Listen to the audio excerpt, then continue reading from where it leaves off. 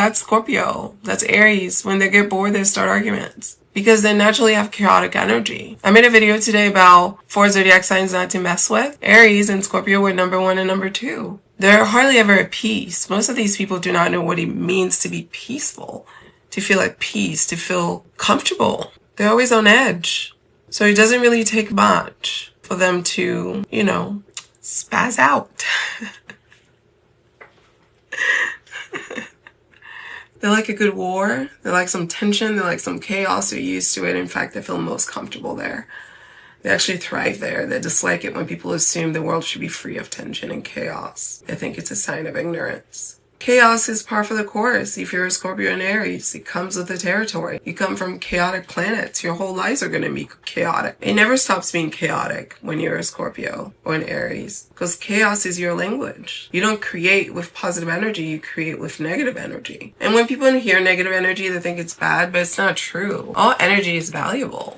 Negative energy is good at times of war. There's a war going on. Negative energy is what's going to help me win. Singing Kumbaya and hugging everybody and expecting everybody to be good and kind. That's not what's going to help me win a war. So, negative energy is Aries and Scorpio's mode of communication. This is why the energy is always chaotic. But the people who love them, the people who truly love them, recognize that sometimes they just spaz out. It's nothing personal. They have to get it out of their system because they're created all the time. Especially if they're people who don't work out. Those are the worst. Because those 2 zodiac signs should be at the gym every day.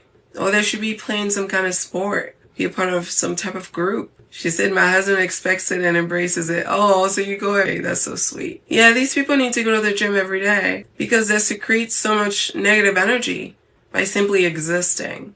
By simply being, because that is the essence of who they are. That's how they survive in this world. So when they don't create a mechanism to pour their hearts of this negativity, unfortunately it can just really build up. That's when they become toxic. Oh, your husband who's a Libra is very tolerant. You got a good one. It's not about perfection, it's about balance. Nobody's all good or all bad all the time.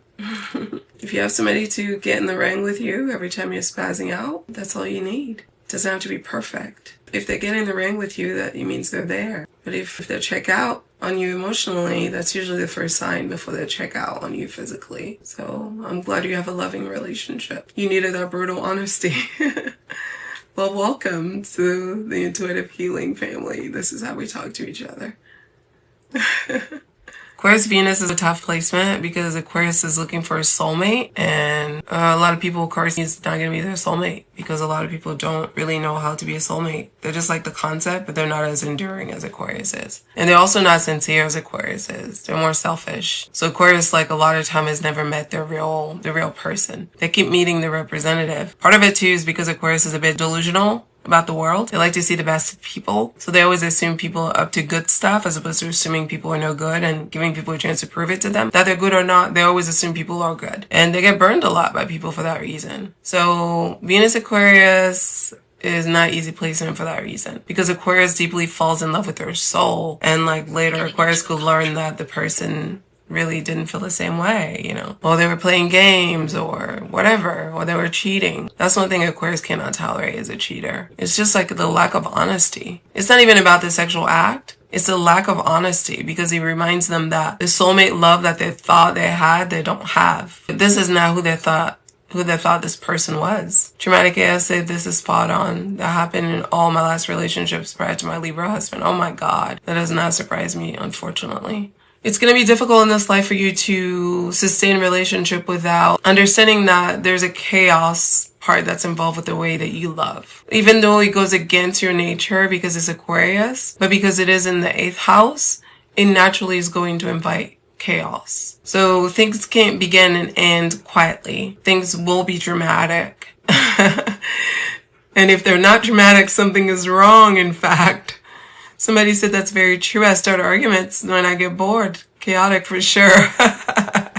That's cute. You can book your astrology reading at intuitivehealing.com. You can also watch videos at Intuitive Healing here on YouTube for Astrology 101 content. Listen to the Aquarius podcast on Spotify, as well as here on YouTube for your horoscope. If you're interested in astrology and love connections, you can visit at Styled Under Libra. And of course, for health and wellness and holistic healing, visit at Styled Under Virgo for all of your astrology content. Thanks so much for watching.